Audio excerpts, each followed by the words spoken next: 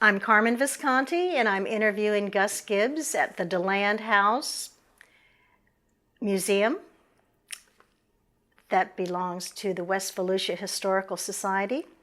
Today is June 28th, 2017.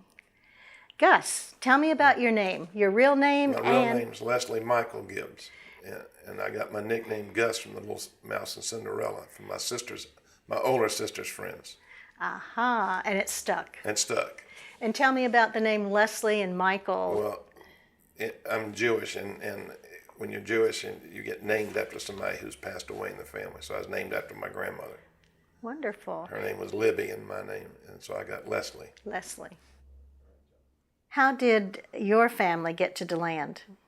They borrowed $300 and moved from Pryor Street in Atlanta to DeLand. They bought their business. They had heard about this business? About this business, yeah. And it is, what kind of business is it? It was a general mercantile business, and now it eventually became just a women's store. What kind of stores were there in DeLand when your parents Gosh, there was a number of restaurants. Used to love to get the greasy barbecue sandwiches and french fries at Red's Greenland Grill, which is now where Brick House is, and Steinemeyer's Grocers downtown and stuff like that until they moved out to New York Avenue. And DeLand was kind of an interesting little town. The trains would come and they'd let them off at the hotel across on Amelia Avenue, and they would come in winter quarter, I guess, down there. Then the Clyde Beatty Cold Weather Circus would come here in the fall till they'd start out in the spring. So there was always that here, and it was exciting. You could go, see the animals up close, and then there was, again, the Athens Theater, and they had a bowling alley next door, and then Cox's donut shop on the other side. There was a bowling alley in downtown DeLand? Yeah, until it caught fire. Oh, till it caught fire. Yeah, till it caught fire. And where was that? It's now a parking lot for Rick Taylor, the attorney. Yes, I know where that is. It's right next to the Athens, and the other side was Cox's had their donut shop, and then Kemp's was up on the corner of Church and the Boulevard, and everybody watched the donuts float through the grease down the front window. And tell us how you came into this world. Well, on Labor Day in 1943, I came in which is now Freedom Park, the hospital on Stone Street. And you were born there, and yeah. Tell me about your mother. I know there's a story about her giving birth there with you. Yeah, well, she was playing poker with her friends and had a great hand of poker, and her water broke, and they made her fold the hand and go right to the hospital. So. And tell us again now, you were born in the old Stone Street Hospital. DeLand Hospital. Which is now going to be, it's taken over by the West Volusia Historical Society. Right. Under the auspices of the DeLand, city of DeLand. And it will be a memorial to the Black Hospital, the White Hospital, right. And veterans. That always bothered me growing up, too, that you'd go into a doctor's office and there'd be for coloreds here and whites here. And mm-hmm. That's one reason why I always admired Dr. Tribble. He didn't see color either, and he they might not be able to intermingle in the main office, and if they couldn't afford it, if they had a bag of peaches, they'd give it to him. Or like I told you the other day, that he got somebody couldn't pay, and they gave him a swayback horse named Peaches. So Peaches hung around for a long time, but he was just a great person, and we had a lot of famous characters in DeLand. We had Johnny Mize. It was he's in the Hall of Fame, Baseball Hall of Fame, and we had Francis Whitehair, who was Undersecretary of the Navy, and he was Dr. Tribble's good friend, mm-hmm. and I got to learn a lot from him. He was another character from DeLand. Oh, you knew Mr. Whitehair. Oh, yeah. And then they're just throughout the years, I mean, unfortunately, I don't remember it all today, but there's been a lot of interesting. Dick Butkus lived here for a long time, who played for the Chicago Bears in the Hall of Fame. It's just been the guy that used to do Marmaduke cartoons used to live on Rich Avenue. So he asked me what I'd do, and I'd go by his house in the afternoon and watch him do all of his sketching for his cartoons. He also did Dennis the Menace. He drew illustrations for Dennis the Menace. Well, you certainly know a lot of people. You have a personality that gravitates, and you remember people and their names and what they do. I appreciate it. Well, I'm starting to lose my No. train, but yeah, there's But just the more I think about things in DeLand, and you know, my store used to be an A&P or a Piggly Wiggly, I can't remember. When I was little, then it became George's Five and Dime, and then it became like a General Dollar, and then we bought the building. And then, so those are some of the things. You grew up in DeLand and eventually went into the family business, which is what? Was Gibbs store, and originally it was a general mercantile store, and then as they grew, they sold off the children's department. They got rid of the millinery stuff and the shoes and stuff, and just became a women's store. And then I moved back to Atlanta in 1970 to work with them, and then in 1978 I started Gibbs for Men, which is now Gus Gibbs for Men in collectibles. The collectibles. Tell me more about that. Well, I make the mistake of going to antique sales and auctions and stuff and raise my hand too much. So you grew up in DeLand. Right. And tell me about the neighborhood and things Well, you my did. first neighborhood was Stone Street, and there was many interesting people on that street. Aunt Ray was, you're too young to remember, Molly Goldberg was on TV, and that was her relative. And she owned Greenberg Shoe Store across the street, and Billy Denham worked there. And my mother would always get him to come over across the street and walk me over there. But DeLand was a great little town. What kind of things did you do when you were growing up? What was Well, fun? back then, of course, you went to school, of course, and then you could walk the streets and do all kind of crazy things. You know, you always could go to anybody's store or restaurant, and everybody knew who you were, and you'd talk to them. And I played little sports here and there, and then you go out like to picnics and stuff in DeLand Springs and Burt's Park, which I don't think Burt's Park is still Burt's Park in DeLand Springs. You could be correct. Right. Yes. And so how about, what did you mentioned something about the band shell? What kind of things Well, the were band going? shell was always great because there were concerts there, there were political rallies there and stuff, and it was just a neat little town. And then we'd go on Saturday mornings to Athens Theater or the Dreka, and I told you the Dreka, you used to have to take two sticks, and one held the seat up, and the other one you had to beat off the animals that would come after you, and watched all the all the Lash LaRue and all the different westerns and Superman and everything. Right. Did you ever shoot peas at the screen and get kicked out? No, I didn't do that. You were a good boy. Yeah, that's right. My mama taught me better. All right. Anything else about growing up in DeLand when you were a child? What kind of things were there to do besides? There was you could be in the Cub Scouts or Boy Scouts. You could play Little League, or you could play. They didn't have Pop Warner back then when I was growing up, so they really basically what there wasn't a Y then, and then they built the Y before I moved back was now a parking supposed to be a parking lot behind where Morris's restaurant was. But there was always something to do. I mean, there's always little things you could do. When I grew up, and I used to come to your neighborhood when you grew up. And Well, tell me about that. What some of the boys you played with? well, I played with the former chief of police. I saw him yesterday, and Richard, and then there were the Viscontis and your younger brother. Tommy? Yeah, Tommy. We always used to cut up a lot together. Oh, yeah. And then we were friends until he was gone. And then he was a very colorful human being.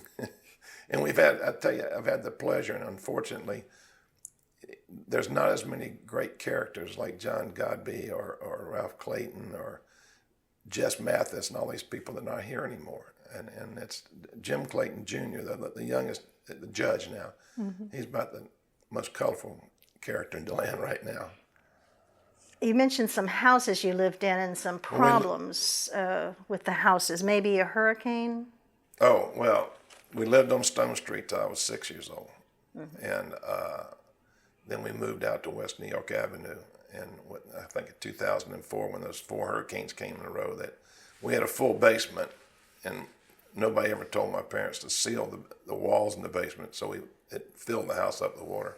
Oh, my. It just soaked through from the ground. Was there a bomb shelter in that house, or is that a No, the different bomb house? shelter was in my house. Oh, in the house you my have. house was built in 1924 by a Senator K. Wood from Kentucky. That was his summer home, and he was related to all the Gumbies here. Mm-hmm.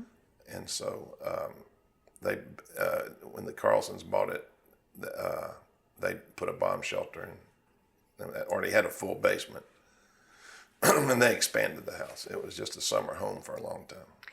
You told me an interesting story about buying that house from that family. Would you mind going into detail about that? First of all, as soon as they put it on the market, everybody called me to buy it. They knew I wanted to move to DeLand, so I immediately went over there and liked the house, and it was right where I wanted to be, near Stetson, so I could go to all the ball games and just walk to them. So we put a contract on it, and then when we went to get the house inspected, the people that lived there were opposed to my heritage and Puerto Ricans, and they wouldn't let him in the house to look at the house to make sure it was going to stand up. The house inspector was of... His name, he was Jewish. He was Jewish. Yeah, and so anyway, they said, well, there would be no Goldbergs and no Puerto Ricans in this house. Now, black people could come in because they worked for them. Mm-hmm. So other than that, it was okay. It took a couple of years to get it closed, and a couple of attorneys. And along that same vein, growing up in DeLand, did you experience any prejudices or? I did grow up a little bit.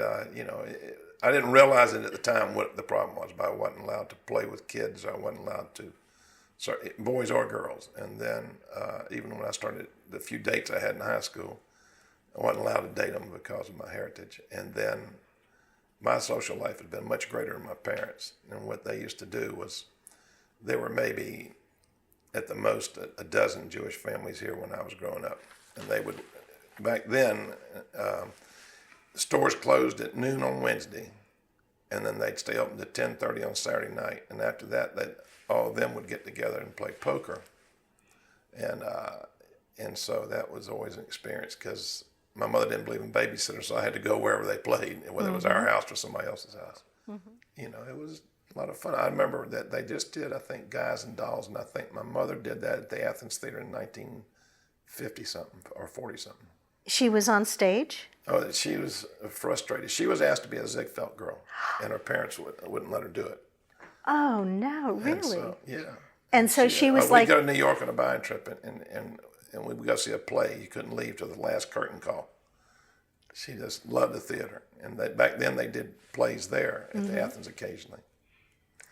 Wonderful. So, were you ever on stage? Well, I did Sweeney Todd. I got my head cut off in Sweeney Todd. And then I did, when they did Ghost Story here, my friend Jimmy Ford and I were in the sleazy bar scene, so that was fun. Where was that filmed? It was all over Stetson and all over Lake Helen and stuff. And, the sleazy bar, I'm wondering where... The sleazy bar was Teats Bar back in, it was a taffrail when we grew up. Mm-hmm. And they had us in there, and I had cigarettes rolled up in my sleeves and stuff like that. It was fun. But DeLand growing up was really a neat town. They had stores that were here for 100 years, like Fountains was here for 100 years, Drico's was here for 100 years, and Penny's was here, and Sears downtown. And once they moved out to shopping centers and stuff, it kind of died a little bit. And then Main Street has really done a phenomenal job bringing downtown into the real world. Mm-hmm. And so it's been a great place to grow up. It's a great place to raise your family. We were talking at one time about chains coming into downtown DeLand, right. And yet there were chains way back when you were growing up. We had Woolworths on one side and McCrory's on the other, and then we'd have these Moonlight Madnesses, and they would do pancakes for free, so everybody would come downtown, stuff like that. It was and there was always something going on around town. The Shoestring Theater and the Stover Theater and all these different things. Mm-hmm. And those are things I miss. And there was all kind of, downtown was known for bars, like Red Anderson's and all those things like that. What's it known for now? Oh, it's called the Abbey now. So, but there's a lot of activity. They've really done a great job on Georgia Avenue and stuff. They took those old buildings the Conrads had and turned them into Persimmon Hollow, the microbrewery, and they turned into all different kind of things. But it, again, the Putnam was active back then. The Putnam. Yeah, and DeLand Hotel, which is now the Artisan, was active, and those kind of things were always the museums always had something interesting going on. Stetson always had. We'd go up into Elizabeth Hall, and there'd be all kind of stuff up on the top floors of Elizabeth Hall to look at. You went up there too, huh? Yeah. Yeah, it was like a little museum up there. Yeah, and they would drop off the Northerners that came for the winter down to the College Arms. I would call it a hotel. And then there was always the Twin Bees Hotel, which was down the block, that was more for gentlemen than it was for... Tell us more about that one. That's all I can tell you. It was a place that people could go and enjoy their festivities. And what was it called again? Twin Bees Hotel. And where was that? It was, it was on Indiana Avenue. It's where Conan Smith now. Yeah, Dick McMahon's construction building it was. My mother always told me don't go near that place. You also mentioned this house you're in, and I think it was there that you started mentoring students. Well, we did. We've taken in a number of students from Stetson who had eligibility over with, and they needed a place to stay for 3 months to 6 months to finish their degree, and we take them in. And we took in one young guy that parents were actually from Daytona, but they lived in Georgia, and they were supposed to move down, and he lived with us 3 years, and they never moved down. So, was that the biracial young man? yes, it was. And you had no problem with that? I don't see color, so I don't have a problem with that. And as a matter of fact, when we would, every Sunday, and I think I told you this, that we would play football at Stetson, and it'd be blacks against whites, and not one bad word was said or any fights or anything else. It was just go out there and play. And a strange thing that happened one time, and we didn't discuss this before, but one of them broke his leg in 4 places, a black guy, and we put him in the back of Billy Brigham's station wagon and took him to the Fish Hospital, and they wouldn't admit him. So we drove him to, he was in a lot of pain, we drove him to New Smyrna to the Fish Hospital, and they took care of him. So I always thought that was a little strange. That was a bit harsh. Well, it was. And he was a black young man? Yes, he was. And so that was the one Sunday that blacks and whites played on the same team, and 2 black guys broke his leg in 4 places. Wow. How did that affect you? Well, I started realizing, because we never had a problem growing up. We would,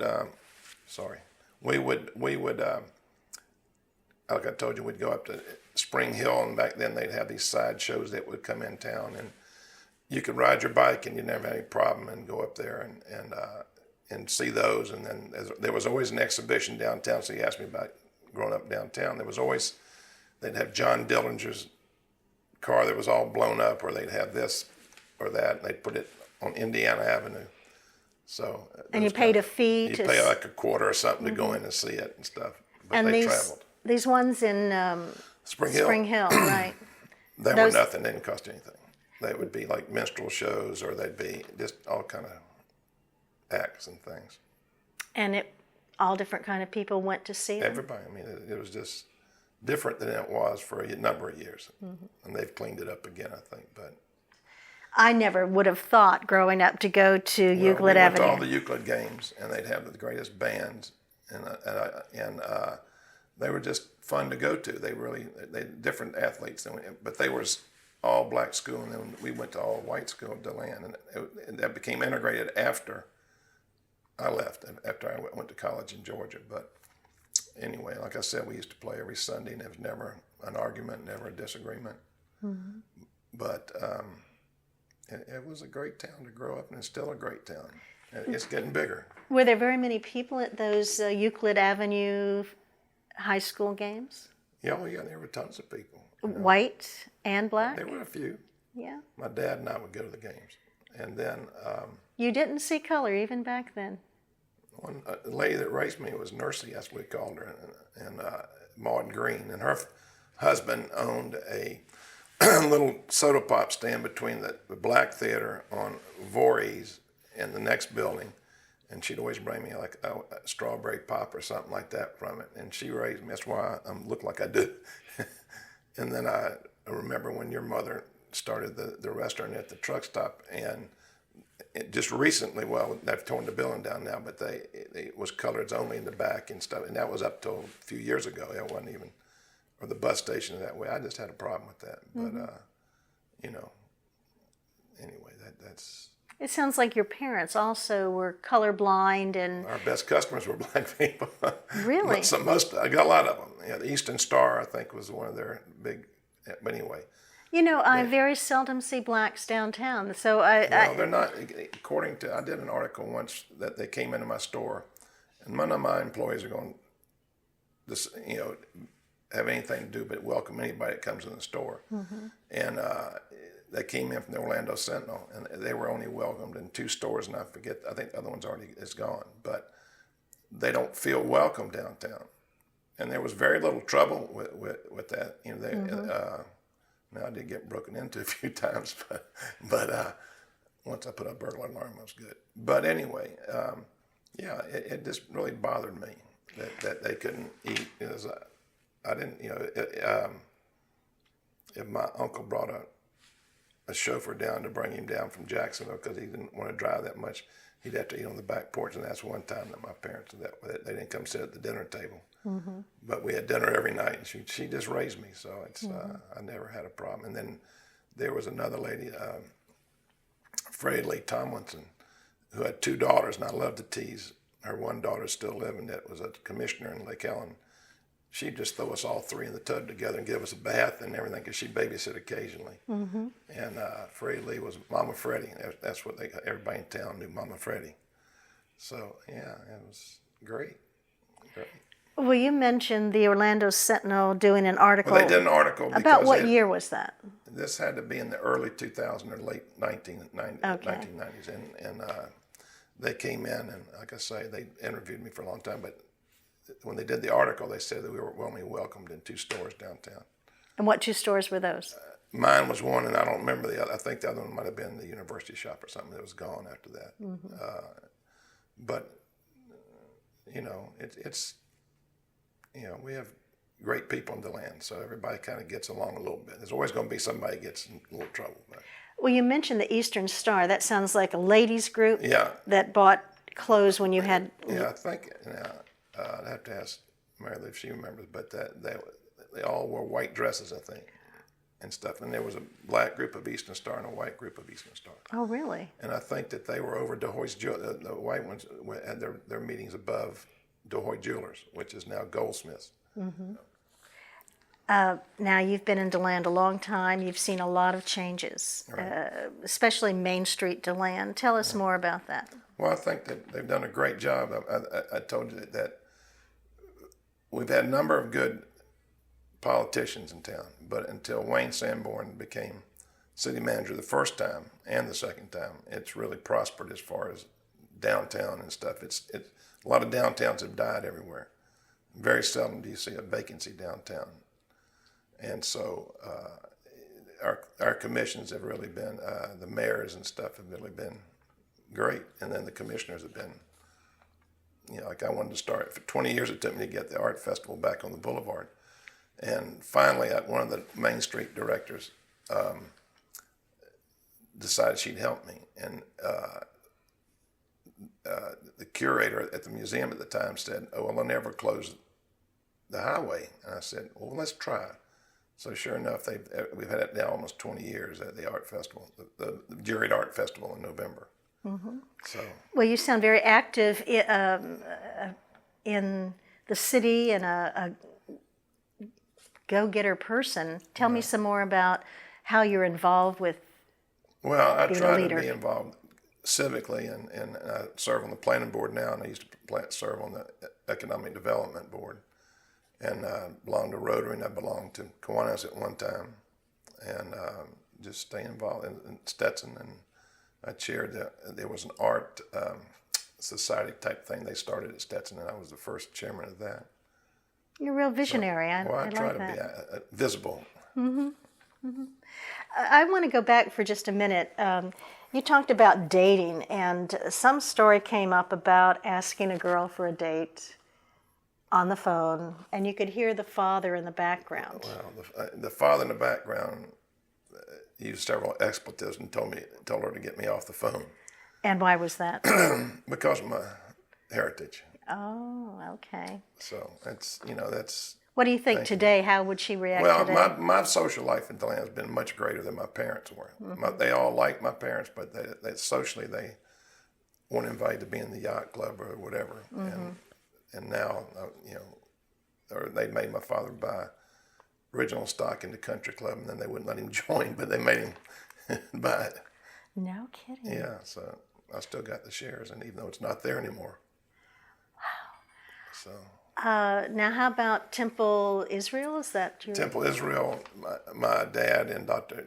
Bigman's father and Max Weiss, there were some older families here in the Shapiros and stuff. They formed it.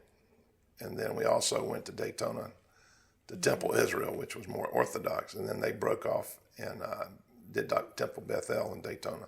That was Reform Judaism. About what year did the local temple start? It's almost 60, I think 60 years old, or almost 70 years old now. How big a congregation do you think that is? It's been growing. They finally have a rabbi as opposed to a spiritual leader. And they probably have 60 to 80 families right now. 60 to 80 families, wow. Okay, well, let's see. Did you have a mentor when you were growing up? Other than my mother and father? Yes. Dr. Tribble. Dr. Tribble. Yeah.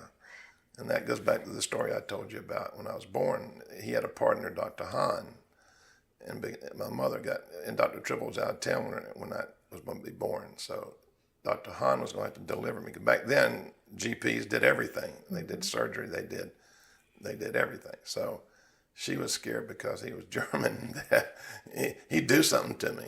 And so, but they became great friends after that. And he lived on Stone Street. And I went to school with all of his kids and stuff, and they were great people. And eventually he and Dr. Tribble split his partnership. And but my mother and father, they had a great relationship with everybody. So. And Dr. Tribble, you got to know him not only as the family doctor, but also through his children? Yeah, well, two of his kids, his oldest son, Sammy, was a lot older than me. But, we became better friends as we got older. But Eddie and Zach, we were called the Aimless Three at one time. And I don't know how we came up with that, but we came up with it, and we just spent a lot of time around the Tribble house. I'd eat dinner at home, then I'd go to the Tribbles and eat again, and sit on the porch with Dr. Tribble after his day of work done. And he gave you a lot of good advice and was a did. good friend, Yeah. a mentor. Yeah. Okay, you went to local schools and I went to Mrs. Logue's nursery school to begin with, and if you remember that, I don't know if you remember Ms. Logue's, crossing the bus station. Then went all the way through to my junior year, and I went to military school for a year and a half in Marston Kennedy's and Alden Parade, and I came home because I knew Ms. Ford would be my geometry teacher, and she'd pass me because she loved my sister, who was valedictorian of the class. And I wasn't passing it at military school, and I didn't want to go to summer school, so I came home to graduate with my class. So we were the last class at DeLand High School on Clara Avenue. You seem very proud of your sister being valedictorian. Well, she is still very bright and very smart. And school to you was? It was a necessity. Necessity. I was a little lazy as I am today, so it's... Okay. Let's see here. You tell me some about your background before you took over the business. Your My job. store? Yeah. Before you took over the store, what kind of jobs did you have? Well, I opened Saks Fifth Avenue in Atlanta with them, and I went from sales to management. And then I worked with a roommate and fraternity brother whose father owned a lot of shopping centers, and he wanted to teach us the construction business. And then he got married, so that ended that. And then I did work in a personnel agency for a while, and then I came home to work with my parents and did some real estate and stuff. Oh, real estate too. You want to tell us any more about your real estate adventures? Well, my parents, as they prospered in their business, they reinvested in DeLand downtown and wherever. I believe the first big piece they bought was on Marsh Road. It was a farm and a grove.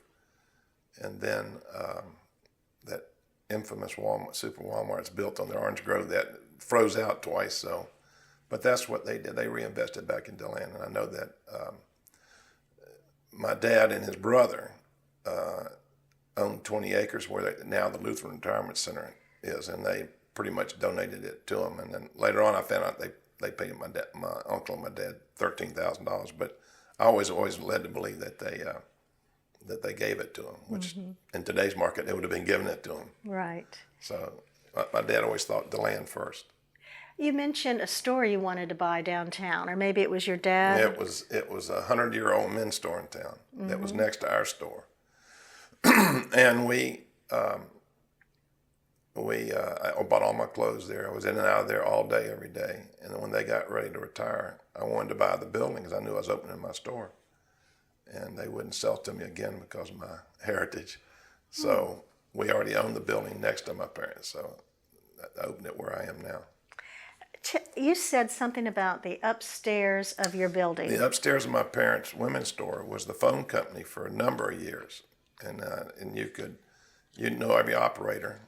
And all the doors and stuff are still up there. Everything's still up there. And when they moved out to New York Avenue, that's when they closed out that. And that's why the mural in front of my building has got Southern Belle there, and my parents and Mert Pearson, who used to own Blue Springs and Mitchell Cleaners and stuff. So tell me more about that mural. It's beautiful. Well, never did I believe my mother would want to be on a mural. And they built that one at the end of the Brown Park or whatever, where Hunters used to be, it burned down. Yes. And she saw it one day and she said, "Why are I on there?" I said, "Because I didn't think you'd ever spend the money to get on there." Are you on that one? No. No, okay. Just Jimmy Ford. No, a bunch of people. But yeah, there's some person that looks very much like you on it. Oh, really? Yeah. Well, there's a couple. All the people that look like me are no longer on this earth, so I don't look like too many people. But anyway, so my sister and I decided we'd do a mural. Oh. And Brenda Starr did it. And did a nice job. And did she show you plans first? Yeah, we went through a whole lot of stuff, and then we wanted to make sure the phone company, because it was such an integral part of downtown when I was growing up, and Mert was synonymous with DeLand, and Gordon Pearson. And tell me again, why is he important? Why were they important? They were just movers and shakers in DeLand. Oh, okay. So you wanted definitely a lot of history. Yeah, we wanted to, that everyone they've done, I think, has something to do with history. Like the one in front of Roseburg Travel, I think, is that way, and the one on the side of Painters Park, and next to where Golf Hardware used to be, which was Ace Hardware till recently. And your mother, father, and grandparents are on there too? No, just my mother and father. What I said about my grandparents is my parents dedicated, when they built the new hospital, they dedicated a room on the 4th floor to my grandparents, my mother's father and mother. Oh. Yeah. And then we dedicated, when my mother passed away, the Sutton on the 2nd floor of the West Volusia. Anyway, we had some good old family restaurants and stuff, and What were some of your favorite restaurants? Back then? Yeah. Well, Fatty Wright had great steaks. Fatty Wright's? I never heard of Fatty Wright's. He was down right past Beersford, and he had great steaks. And then there was... This is a white proprietor? Yeah. Okay. And then there was, of course, Hunters. I ate there twice a day. We'd walk down from... Back then, you didn't fear for getting somebody jerking you off the street and taking you or something like that. So you could walk anywhere, do whatever you want. If you wanted good prime rib, there was now it's Potato Patch, but it was the Dixie Motel, and there was the Chimney Corners, which that was a lot of fun, and then there was the Orchid House. I never ate at the Orchid House. Maybe you did or Mary Lou did, but I think it was more of like a women's tea type place, if I'm not mistaken. But there's been a lot of them throughout the. Any stores leave DeLand that you're sorry they left and that we really needed? Well, I hate to see any of the department stores or something leave, but they were growing back then. Back then, Sears was the number one store, and I remember everybody fighting that, much like they do Walmarts now, and it took a lot of business from downtown for a while. Mm-hmm. They recovered? Yeah, I think there are a lot of people. I guess they did, because there are a lot of people in business. A lot of people coming every day that want a space. Mm-hmm. Good. So, and I think with the new Marriott, that I hate to see that old church torn down, but I used to live up the corner from Dr. Dunton. He was the pastor there, and there were a lot of great old houses downtown that the Farringtons lived in, and all these people that I grew up with, and you would have if you'd have been a little bit older. You're a young girl yet. And so what you're saying is it was sad to see some of these old houses torn down. torn down. And those people that really wouldn't have anything to do with my family when I was younger became great friends of mine. Mm-hmm. And like I say, I always invited everything, and so we have a good time. And I think DeLand really growing, and with there's a lot of good things. The parades used to be the best. The Christmas parade, they'd always bring the Florida A&M band and the Bethune-Cookman band and different bands and stuff. And then anytime we had a parade, there was something like that. Now the dog parade's the best parade we have in DeLand. It is. And I know that when we get through with this, I'll remember a lot of things I could have said, but that's about it. What stands out most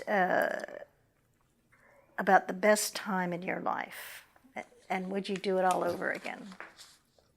Most of it I would do. I would maybe not wait till I was 45 to get married, but I never had the opportunity to grow my own family. I've raised a lot of other people's families. Your wife's name is? Arlene. And how did you meet her? I went to a memorial service for a friend of mine who had passed away. And I asked a friend of mine if she had anybody for me to go out with. And I was going with somebody at the time, and I wasn't even looking. I was just making conversation. And she told me about Arlene. And her family and my family were both from Live Oak. And didn't know that was like the Hatfields and McCoys. But in the meantime, we've survived 28 years, so it's all right. Even her mother likes me a little bit now. Oh. But well, tell me this. When you first saw her, what was your first thought? She was beautiful. Mm-hmm. And I said, well, I knew we were going to get married that night. And isn't that wonderful? Based on your experience, what advice would you give a young person today? In relation to what? To anything. Well, I think like DeLand is a happening place now, where I think I've told you when we were talking earlier that I thought that the city fathers in the older days when I was younger kept DeLand from growing, because they didn't want to lose their stature in the community. And now that's all over with, and DeLand is prospering whether anybody wants it to or not. Mm-hmm. Matter of fact, we just spent 3 hours on a subdivision in planning board the other night. It's already a planned subdivision, so I don't understand all that. But anyway, I tell them to invest in DeLand. I mean, DeLand is really going to be on the map. And then a lot of industries has really come here in a number of years. The airport seems to be thriving with all the different businesses, and there's so many that I'm not on EDC anymore, so I don't know all the businesses out there. But I know we built a number of buildings for businesses out there, mm-hmm. And I think DeLand's just a great town to raise your kids and raise your family, and there's plenty to do now that didn't used to be. When I was a kid, if you weren't home by 10 o'clock, you were up to no good. Now it's, I guess, all night. I don't know. You mentored many young people, and in your mentoring, what were some of the things that you tried to help them with? We just tried to give them a stable environment, and most of them, like I said, whether the seniors from Stetson or whatever, they were already pretty well endowed into what they're doing. The young man that came as a sophomore in my house, we tried to give him a great home environment, and we feel like we did. And so that's all we tried to. He really didn't need to be told right from wrong. Sometimes he just didn't do right from wrong. Mm-hmm. But he was a great kid, and still is in my eyes. You're really into sports too, a lot. Yeah, interested. Involved with high school and Stetson and stuff, mm-hmm. in Georgia. How would you like to be remembered? As someone who cared for people. And, you know, I try to give back to the community anytime I can. And that's basically it. I mean, You certainly have. I try. Thank you. Thank you, Gus.